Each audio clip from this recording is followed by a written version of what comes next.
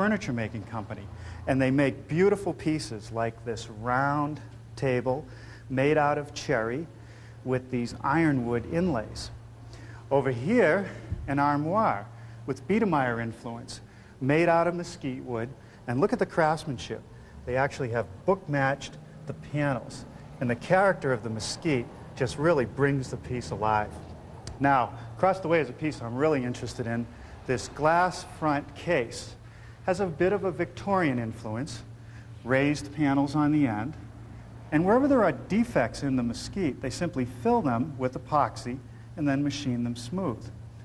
On the other side of the room is a similar piece, except this one is arts and crafts and green in influence. The green in green being this arch and these square ironwood pegs, which are just proud of the surface. Now this one is made out of cherry. The other day they were working on a piece being made out of mesquite back in the shop. I don't think they'd mind if we took a look. Well, I feel right at home back here in the workshop, and at this station Luciano is working on a Biedermeier chair. The lighter wood is the mesquite, and the dark wood of the backrest is the ironwood. Over here, Otto is working on a 65-year-old hollow chisel mortising machine. Works as good as the day it was first made. Sure wish we had one of those.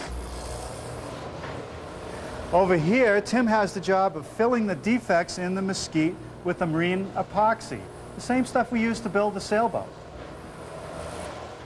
Now over here, Chris is laying out a top that's going to go on that base. And doesn't this mesquite look great? Well, we can pick up some tips in the finishing room. Here, Charles is doing the final sanding on this mission-style settle with 320 grit sandpaper. And over here, Carl is putting on the first coat of finish, a Danish oil. And doesn't that really bring out the beauty of the mesquite? And over here, Costello is doing the final coat, a tung oil-based product that really protects the piece. Let's see, I wonder where they put that bookcase that I was looking for. Ah, here it is, nearly complete. Steve and Jim are putting on the final touches. Can I see one of the knobs that you're going to use? Boy, look at this. Isn't that beautiful? Ironwood, nicely shaped, with a dowel pin to secure it to the door. Right about there, I guess. Thanks, Steve. That's a nice piece. Where am I going to get the mesquite? Well, it wasn't easy, but eventually I found mesquite wood just outside of Tucson. However, there was a very limited supply, and it was difficult to find enough pieces large enough to build our bookcase. So it took me over a half a day sorting through stock to get enough material for two. And it didn't come cheaply, $695 for the stock I brought back, and I had to truck it. But here's the result. Our prototype is a reasonable facsimile of the one we saw in Tucson. Now, the mesquite is a little tough on the tools and does require more sanding to get a surface smooth enough for the finish, but I think it's worth it. The wood is beautiful. The first thing I want to do today is take some stock and prepare these panels on the ends of the cabinet. I've saved one of the best pieces of mesquite so that I don't have to glue up the panel. It's 1.25 inches thick, which will give me 2 panels. I've already taken some epoxy and filled the defects, the same material they were using in the shop. And the first thing I want to do is rip off the unusable material on the edge. To do that, I'll use the table saw, but before we use any power tools, let's take a moment to talk about shop safety. Be sure to read, understand, and follow all the safety rules that come with your power tools. Knowing how to use your power tools properly will greatly reduce the risk of personal injury. And remember this, there is no more important safety rule than to wear these safety glasses.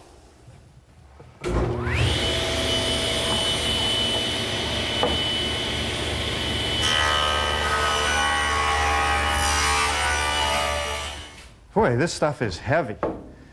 If I'm careful, I'll be able to get both pieces out of this board. I'll run it through my bandsaw, or resaw as it's known. But I think it would be a good idea to surface plane both sides of this before I run it through the resaw. Now, this is tough on the planer knives, and I'll only remove a little bit of material with each pass.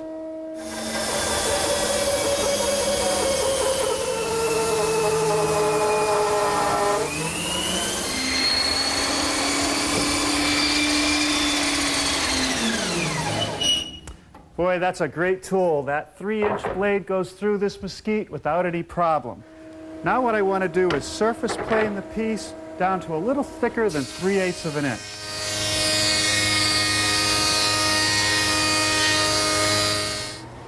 This machine is a drum sander. Underneath this housing there are 2 drums with 2 different grits of sandpaper. 80 on the front, 120 on the outside. It makes the pieces nice and smooth, removing any planer marks, and absolutely uniform in thickness. After the resaw, a few more defects showed up in the pieces I'm going to use as the panels, so I want to fill them. First, I apply some masking tape on the back side so the filler won't go through. I've mixed up some epoxy just like you saw at the shop. It's a hardener, a resin, a little bit of filler, and some graphite to give it the black color. It's all part of a boat building system that we've used before. And I simply pour it into the defect and it should seek its way through. It'll take a couple hours for it to actually harden, and then I'll be able to sand it smooth with the surface. And when it's all done, there will be no hole in the wood, and there'll be a patch which will hardly be noticed. While the epoxy cures on those panels, I'm working on other components for our cabinet. These 1 7/8" square pieces are the corner posts, and they also require mortises, one at the top and one down here at the bottom for rails which will connect the pieces. I'm making the mortises at my designated mortiser. I've set it up with a 3/8" square chisel. The drill bit in the center removes most of the material, and the chisel squares it up. Next, I want to make a groove in the post that will run from mortise to mortise, and that will receive the side panel. To make the groove, I've installed a 3/8" straight cutting bit in my router table, adjusted the height to 3/8 of an inch, and I've transferred marks back to show me the leading and trailing edges of the bit.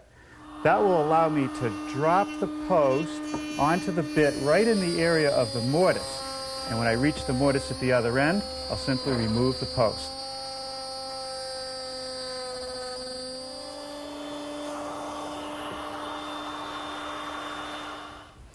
Let's take a look at the back of our prototype.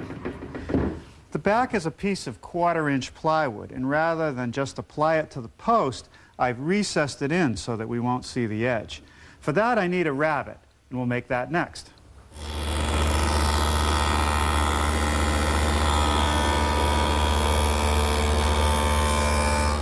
While the dado head is still in the saw, I want to work on this lower front rail.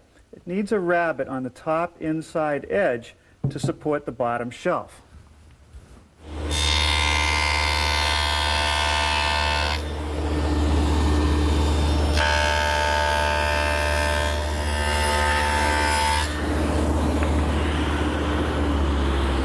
With the fence in the same position, but the dado head lowered to 1/8 of an inch, I've just run a groove in a piece which is going to become the lower rail on the side. And that groove will catch that lower shelf.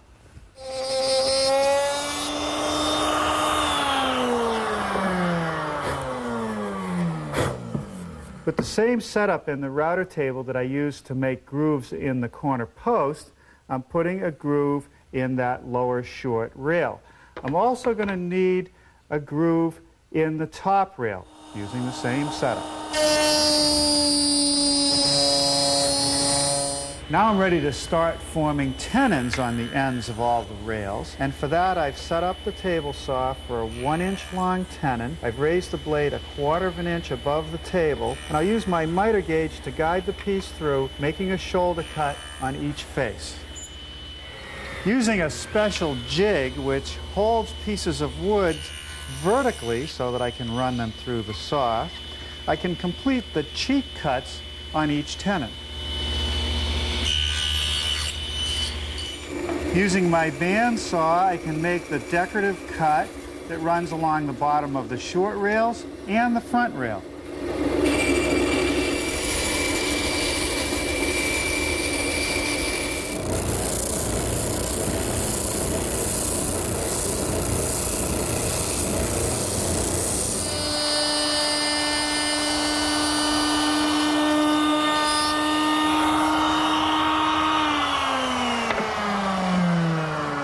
Along the inside of the face frame rail, the top one, and the top rail of the end panels, I'm going to mill some small pockets. And they will receive these wooden clips through which I'll put a screw to secure the top to the case. Look again at the prototype and you'll see that there are holes in each post. And they are to receive these little clips which support the adjustable shelves. To drill those holes, I'm using a specialty jig which has a whole series of holes evenly spaced. My router is equipped with a collar which fits into the larger hole, and a 1/4-inch router bit will plunge in and make the cut.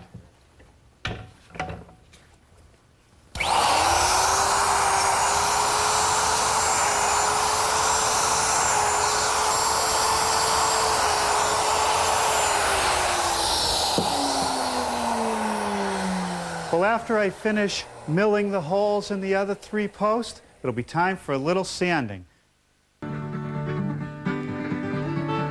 I've started by making a mortise for the decorative ironwood pegs. If you remember, the original had pegs at the intersections of the carcass and at all the intersections of the door. I have to make the mortise for the pegs on the front of this post because once the side is assembled, I can't fit it into my mortiser. Now I'm ready to do some glue up.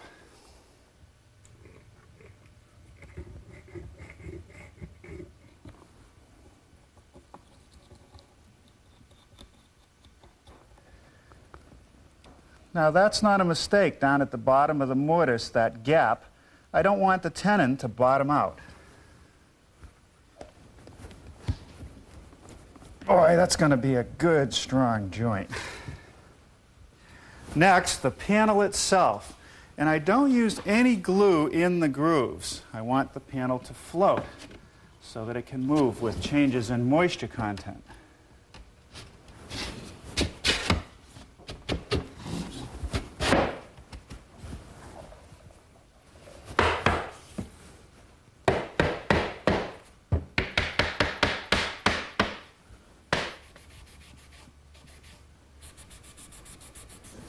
All right, we'll set this aside and make another one.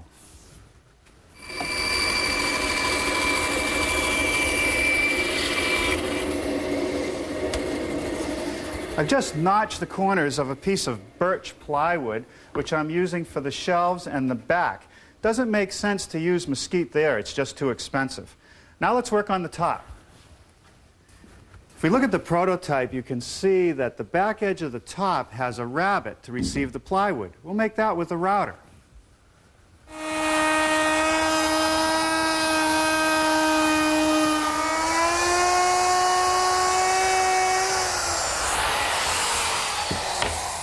You'll notice that I stopped short of the end. I'll square up this corner with a chisel.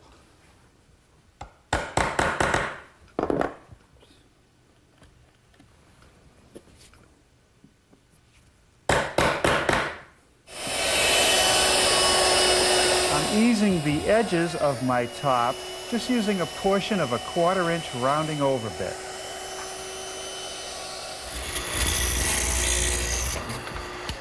With the glue dry and the clamps removed from one of the panels, I'm drilling the mortises for the ironwood pegs. Had I done them earlier, the hole would have filled up with glue. Of course, I have no choice with the ones on the front because I can't fit the panel in the mortiser. Before I install the pegs, I want to sand all the intersections flush because the pegs are proud of the surface. I don't want to grind those down.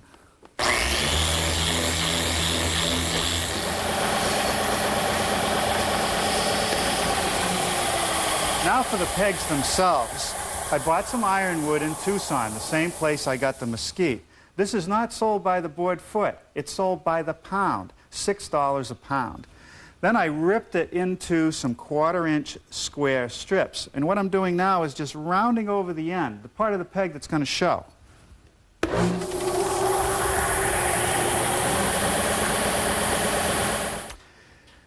Now I happen to have this little glue injector to put a bit of glue in the mortise. And then we set the peg in position, tap it in.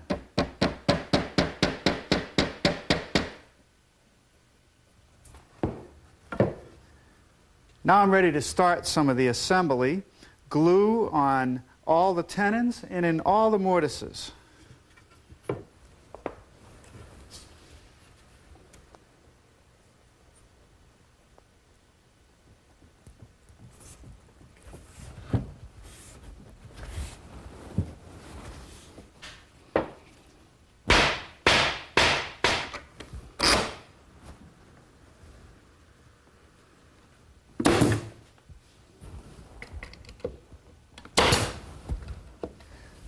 The back is a piece of 1/4-inch birch plywood, and it's been pre-stained to approximate the color of the mesquite when it's oiled.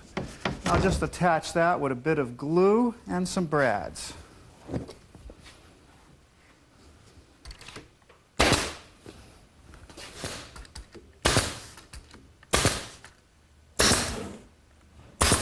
In order to attach the top to the case, I first nail the plywood in that rabbet I made in the top. To further secure the top, I'm going to use these wooden clips. You've seen me use these before. I make them at the table saw and drill a hole for a screw. They're going to slip into the pockets I machined earlier, and then I just drive the screw home.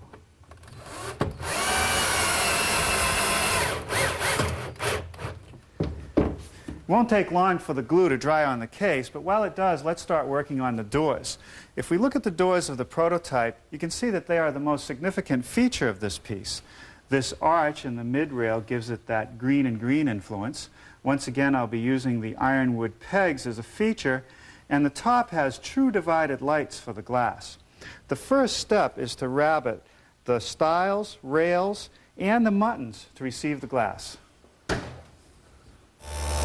To make the rabbet, I've set up my stacked dado head cutter in the table saw. I have this wooden auxiliary fence so that the blade won't hit the metal fence, and I've installed this featherboard to keep the stock tight to the table.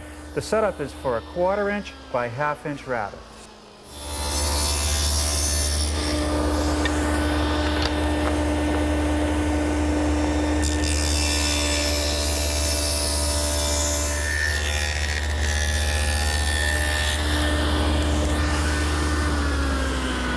This is the decorative center rail that has the curved cut in it.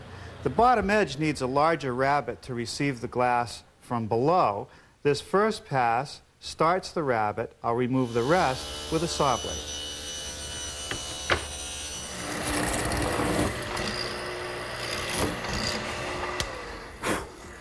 Now I've switched over to a 1/4-inch chisel for my mortising machine, and there are plenty of mortises in these doors. It'll take a while.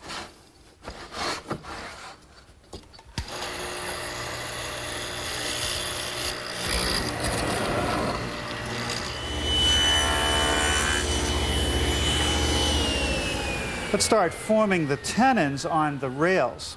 The first cut is on the face of the rail, 1 1/4 inches from the end and a 1/4 inch deep.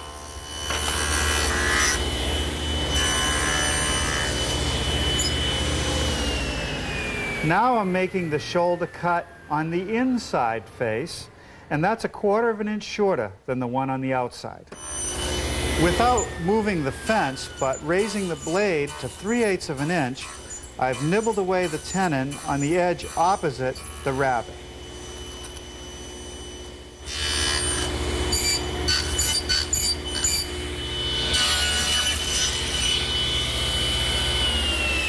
Now for the cheek cuts. Once again, I'm using my tenon cutter. I'm going to make the cheek cut on the outside face first, then lower the blade and make the cuts on the inside.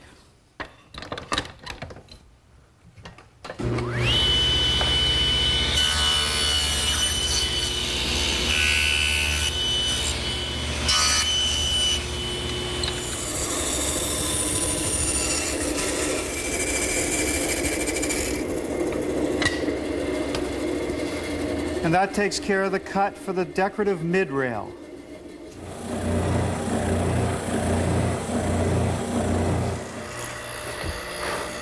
Once again, I'm pre-drilling a couple of the mortises for the ironwood pegs in an area of the door I won't be able to reach once it's assembled.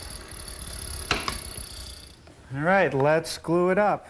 Once again, glue on the tenons and in the mortises, and then we'll clamp it.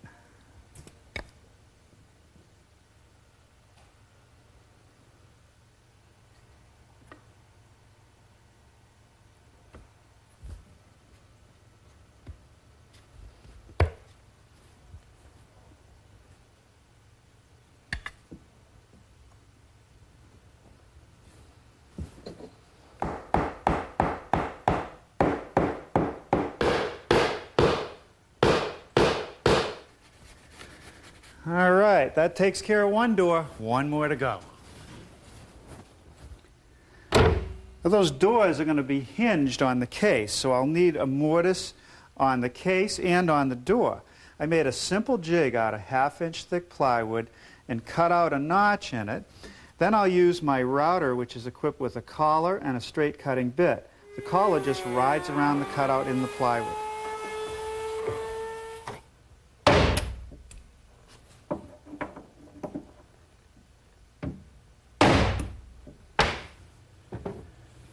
Boy, look at how those ironwood pegs just pop out when the oil goes on.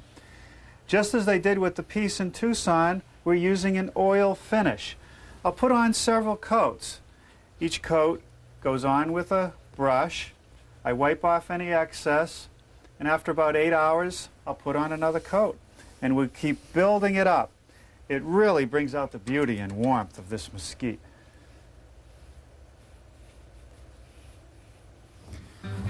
Well, there it is with 3 coats of oil and some double-strength glass in the doors. Now all we need are the books.